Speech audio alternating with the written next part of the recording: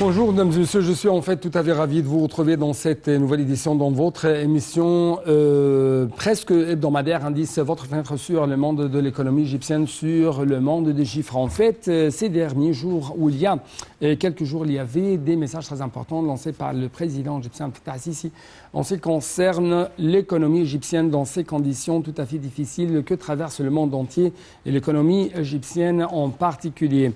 Justement, à partir de l'académie militaire où Monsieur le Président a effectué une visite d'inspection, il y avait des messages très importants concernant les politiques adoptées par le gouvernement égyptien pour affronter les crises provoquées par le Covid et les crises provoquées même par la guerre.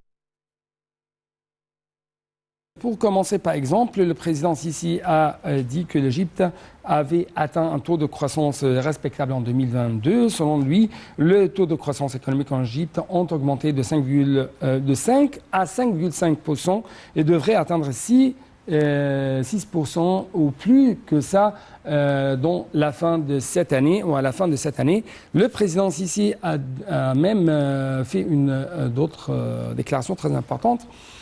Après le corona, le taux de croissance en Égypte au cours du premier trimestre de cette année était d'environ 9%.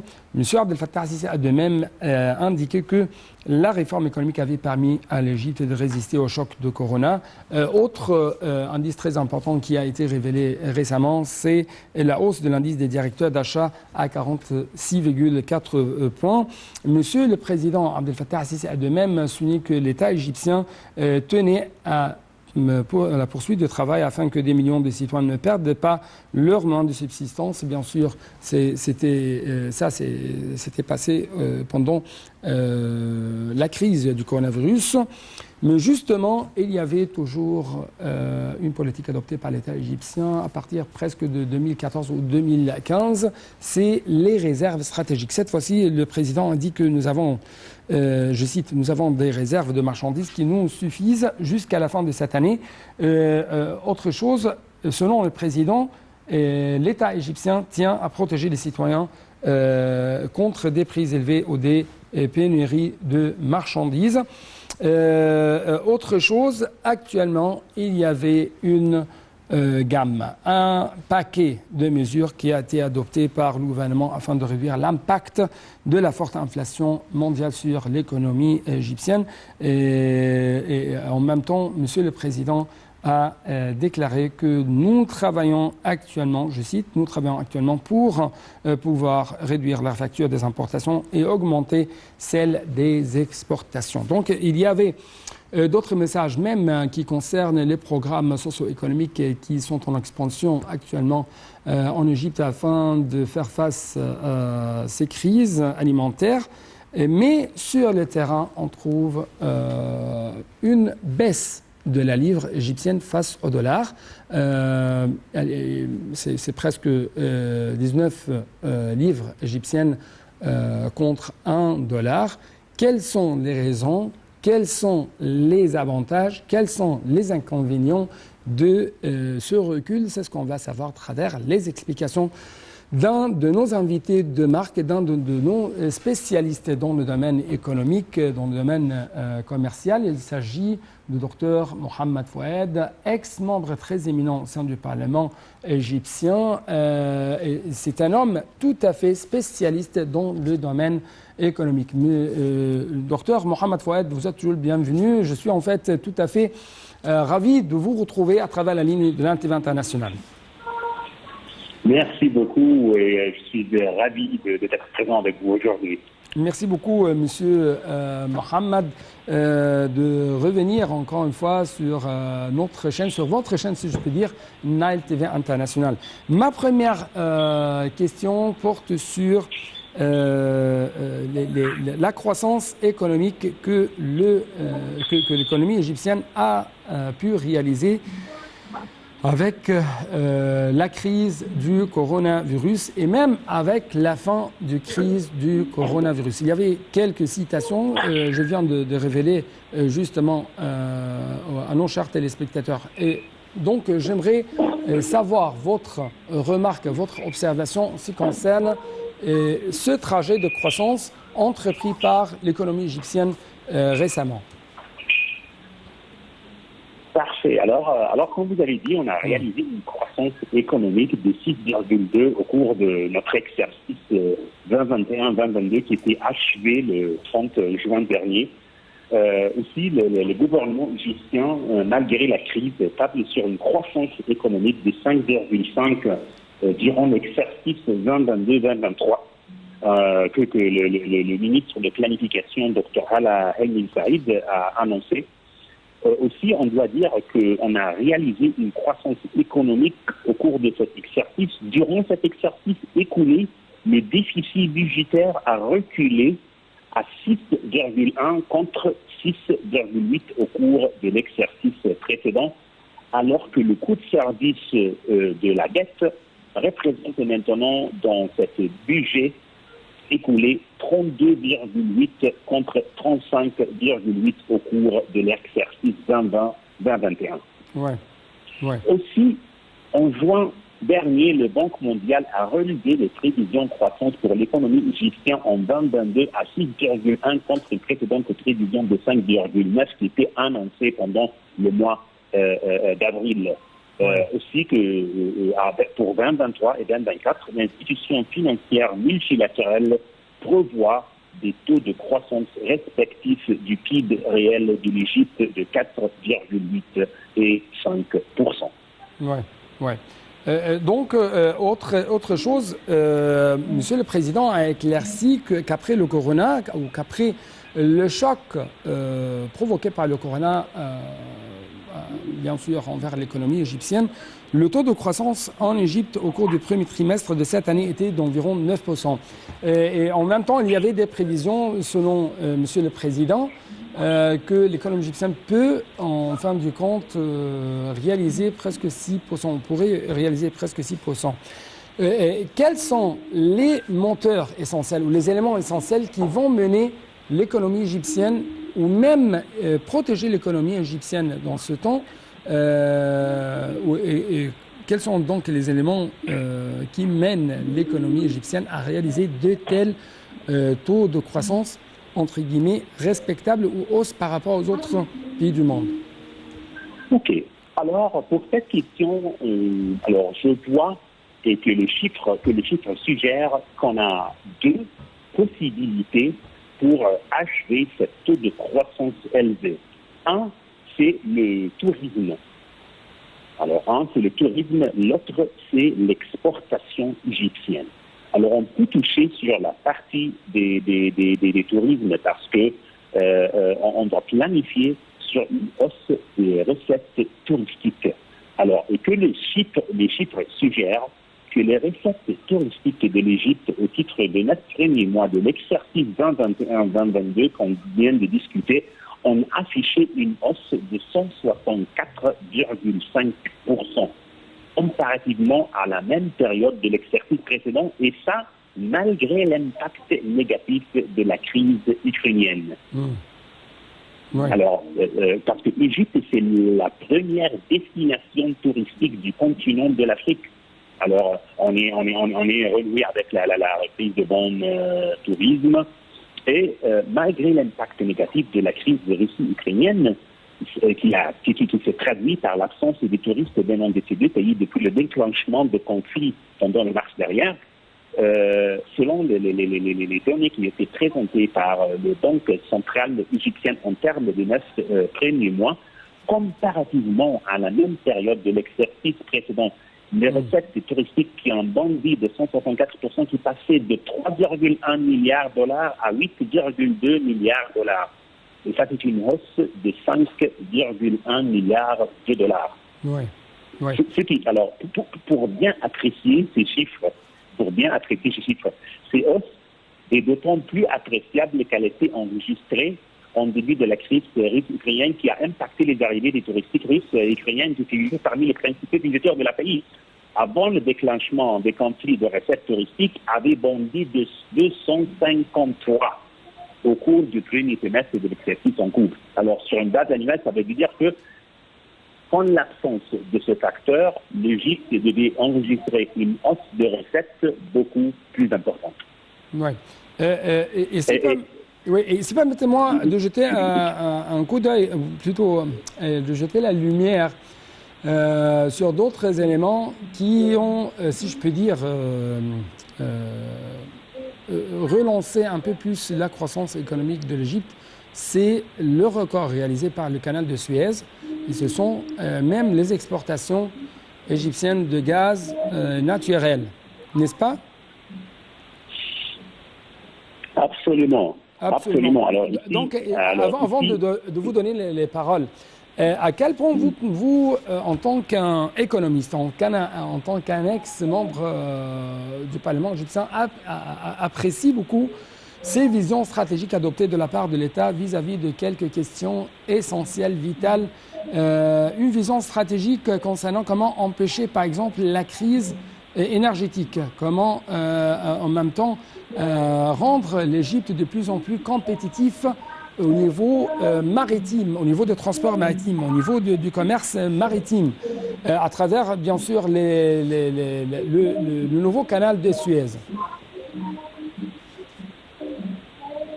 Oui, je vous écoute. Ok, merci. Alors, on va adresser ce sujet-là. Alors, d'abord, pour la partie de l'exportation, malgré le Covid, l'Égypte a enregistré les bonnes performances commerciales de 2021. Alors, les exportations ont grimpé de 27%. Alors, grâce à la vente de produits chimiques, qu'on va parler un peu tout de suite, les matériaux de construction, les produits alimentaires notamment. Les exportations égyptiennes ont atteint leur plus gros volume en 2021 avec environ 31 milliards de dollars. Okay. Alors, d'après cette information, ce volume d'exportation représente une hausse de 27%. Donc, alors, juste pour rappel, ces résultats interviennent dans un contexte de Covid-19. Okay. Alors, toutes ces mesures-là ont fait rebondir les secteurs qui sont orientés vers l'exportation. Alors, par exemple, selon le Banque mondiale, la croissance a atteint 7,7 au cours de l'année budgétaire 2021. L'économie aussi a enregistré, malgré que l'économie a enregistré mondiale a enregistré une contraction le quatrième trimestre de l'année. Pour la partie exploration et exploration gazeuse, les produits ou la production gazière qui était fortement contractée depuis la révolution de 2011, à ce moment, le pays est passé d'exportateur à importateur net.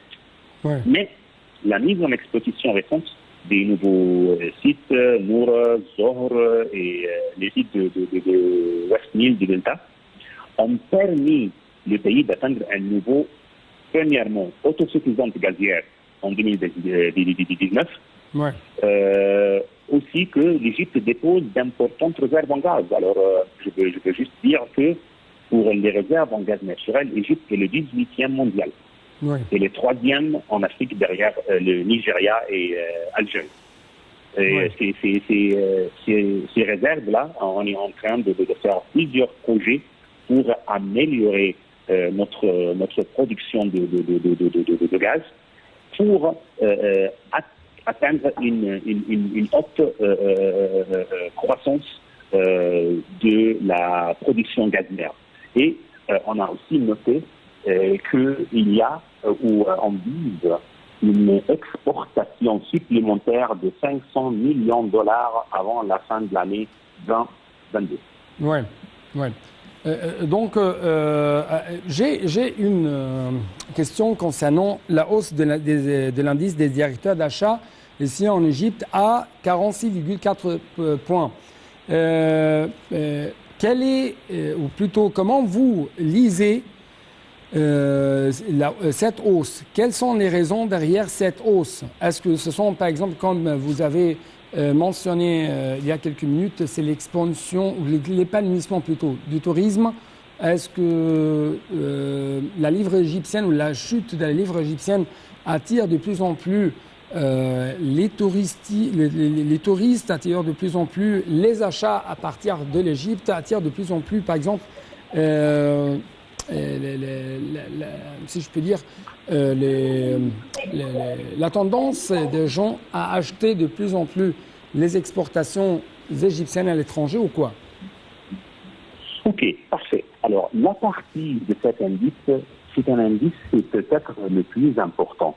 Parce que si vous voyez une hausse de l'importation, cette importation peut servir deux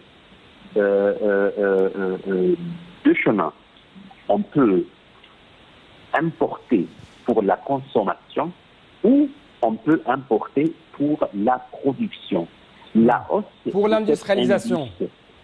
Exactement, pour l'industrialisation. Alors, la hausse de cet indice indique que ce qu'on est en train de faire, que les gestionnaires d'achat, c'est cet indice-là qui signifie et il y a une relation étroite ou une corrélation plus tard entre cet indice et la croissance économique. Alors, ça veut dire que ce que l'économie est en train d'importer, c'est quelque chose qui est lié à l'industrialisation et qui est lié à la production nette. Alors, on a vu à peu près 7 trimestres d'une baisse de cet indice, notamment durant la période du Covid, où il y a une certaine incertitude du monde, où on a vu une régression relative dans l'industrialisation. Alors, cet indice-là, pour les économistes, est peut-être le plus important parce que ça indique, on peut dire tout simplement que l'économie roule. Oui. À quel point vous trouvez que vraiment le gouvernement égyptien ou la politique monétaire, financière, économique adoptée par l'État égyptien est tout à fait, ou révèle tout à fait une habileté? Je parle de ça parce que l'un des éléments qui ont dopé un peu plus la croissance économique égyptienne et la résilience de l'économie égyptienne, c'était la baisse du taux de chômage, même dans les temps de crise. C'est pourquoi Monsieur le Président a dit que l'État tient à la poursuite de travail afin que des millions de citoyens ne perdent pas leurs moyens de subsistance. Vous avez des commentaires à faire à ce propos, n'est-ce pas? Ça, c'est vraiment très important de prendre plusieurs mesures sociales qu'on est en train de prendre parce que ce qui est très important et ce qui est un peu différent des années, disons 2007, 2008, que la croissance économique n'est pas parallèle avec l'amélioration des conditions sociales. Ouais. Alors, c'est très, très délicat de toujours maintenir cet équilibre parce que on peut avoir une économie qui se chauffe et qui est en train de montrer un taux de croissance, mais le peuple ne sent pas cette croissance économique qui ne se traduit pas dans des conditions sociales. Autrement dit, ça se ne voit pas. Mais ce qu'on est en train d'observer maintenant, c'est on a pas mal des projets de l'infrastructure qui touchent le peuple en général autour d'Égypte. Alors, et c'est ça que j'écoute et il se dit toujours pour les gens qui n'ont pas voyagé en Égypte et au Caire et autour d'Égypte que le changement est très visible. Alors, on est en train d'avoir une modernisation pour que, et à ce moment-là, on peut dire que la croissance économique est en train de donner des gains à un niveau social. Et aussi à un autre niveau, c'est de protéger les gens ou le peuple qui est le plus impacté par la crise mondiale et l'inflation des prix pour avoir des mesures sociales en place. Oui. Justement, là, à propos, on trouve qu'il y avait quelques éléments très importants en ce qui concerne les programmes socio-économiques adoptés par l'État égyptien, ou même ce paquet de mesures qui ont été appliquées sur le terrain pour faire face au choc inflationniste importé de l'étranger. Par exemple, Monsieur le Président a dit qu'il y avait un ensemble de mesures qui a été adoptées par le gouvernement pour réduire l'impact de la forte inflation mondiale. Nous travaillons en même temps pour, si je peux dire, la réduction de la facture des importations et l'augmentation de celle des exportations. Et en même temps, il y a ce programme très fameux, très célèbre, connu par tout le monde et qui touche, selon le président, presque 60 millions d'Égyptiens. Et c'est ça, il s'agit de la vie décente. Donc, comment vous avez vu ou même comment vous pouvez évaluer l'importance de tels éléments que je viens de vous annoncer en ce qui concerne, si je peux dire, comment améliorer la performance de l'économie égyptienne dans ces temps très difficiles?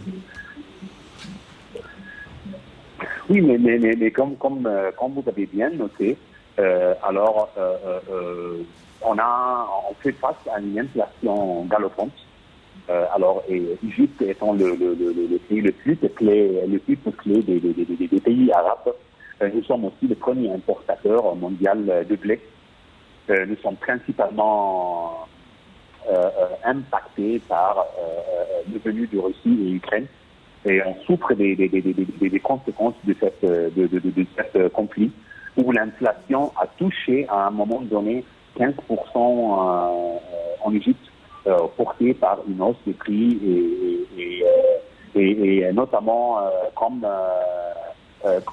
c'est vu autour du monde, les prix des denrées alimentaires, quand on a vu que, par exemple, le Banque mondiale qui a alloué une aide de 500 millions de dollars à l'Égypte pour renforcer cette sécurité alimentaire. Ce sont des mesures qui sont très importantes.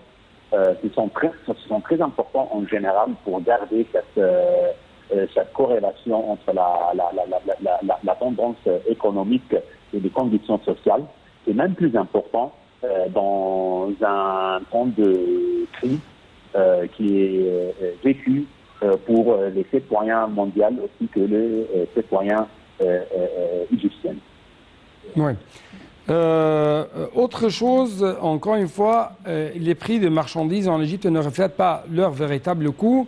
Il y a ce qu'on appelle une politique adoptée par l'économie égyptienne, par l'État égyptien, afin de, si je peux dire, protéger les citoyens contre les prix élevés et contre les pénuries de marchandises. Donc, comment vous évaluez la politique adoptée de la part, par exemple, du ministère de l'approvisionnement, de l'armée égyptienne même, dans la subvention donnée aux citoyens égyptiens afin de réduire l'impact très négatif, très difficile des chocs inflationnistes sur l'économie égyptienne, sur les citoyens égyptiens en particulier? Alors, le programme étatique égyptien est un des plus énormes du monde, parce qu'on a quelques 70 millions d'Égyptiens dépendent de ce problème étatique de la subvention alimentaire, qui inclut pain, riz, sucre, encore que les pâtes. Alors, on est aussi très conscient de cet élément que le gouvernement essaye toujours de renforcer les réserves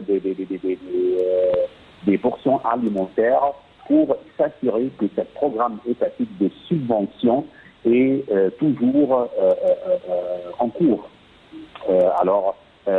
Oui, ça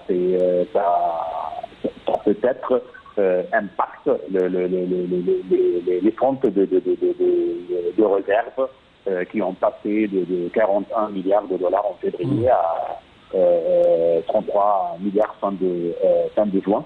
Mais on est toujours en cours de s'assurer que cette programme-là fonctionne bien pour maintenir cette stabilité sociale. Et c'est pourquoi aussi que l'UCAIR est en discussion avec le Fonds monétaire international pour un nouveau prêt. Ouais. En ce qui concerne le FMI, est-ce que l'économie égyptienne a besoin d'un nouveau prêt de la part du FMI, oui ou non? Si oui, pourquoi? Et est-ce qu'il y a des gens qui parlent que parmi les conditions, où il y a toujours des conditions très difficiles de la part du FMI si on va avoir un nouveau prêt de la part du fonds? Et en même temps, les gens parlent des raisons derrière la chute de la livre égyptienne face au dollar. Est-ce qu'il y a une sorte de relation entre le FMI ou les conditions de FMI et les prix de la livre égyptienne sur le marché face au dollar, oui ou non? Ok, alors je peux dire pas forcément, parce que depuis 2016, en théorie, le taux d'échange a été bien libéré. Alors oui, c'est vrai que le livre égyptien a plongé à son deuxième plus bas historique, qui s'échange à plus de 19 livres pour un dollar, Ouais. un chiffre qui n'avait pas atteint qu'une seule fois lors de la dévaluation de l'hiver de 2016.